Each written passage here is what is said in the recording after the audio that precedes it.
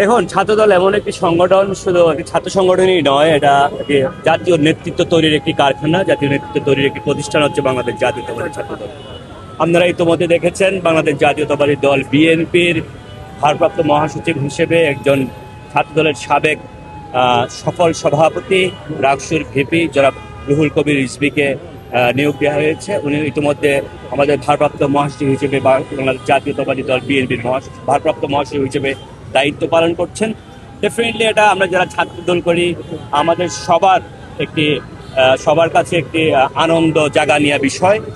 আমরা ছাত্রদলের সবাই এই বিষয়টি নিয়ে খুবই গর্বিত। এবং আপনি যেটা বলেছেন, ধীরে ধীরে আস্তে আস্তে সবকিছু ছাত্রদল বিএনপি নির্বাহী কমিটিতে ছাত্রদল আসবে কিনা, সাবেক ছাত্রদলের নেতৃবৃন্দ, সেক্ষেত্রে আমি বলতে চাই আমাদের স্ট্যান্ডিং কমিটিতেও অলরেডি আপনারা দেখেছেন, শ্যামল বিয়েতে বলেছে। আমাদের সালাউদ্দিন আহমেদ থেকে শুরু করে উনি ছাত্রদলের সাবেক সফল ছাত্রনেতা ছিলেন, ঠিক ওনার এবং রিসেন্টলি খুব কিছু ছাত্রদলের সাবেক ছাত্রদল নেতাদের ইনক্লুশন ঘটেছে আমাদের স্ট্যান্ডিং কমিটিতে। আমরা আশা করি আপনার প্রশ্ন অনুযায়ী যে এর পরবর্তীতেও নির্বাহী কমিটিতে আমাদের ছাত্রদলের সাবেক অনেক নেতৃবৃন্দ রয়েছে।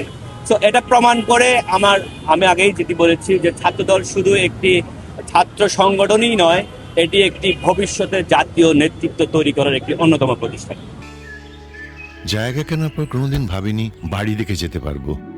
বাবা, তুমি করেছো জমি আর আমি করলাম বাড়ি, এখন থাকবে তোমার নাতি।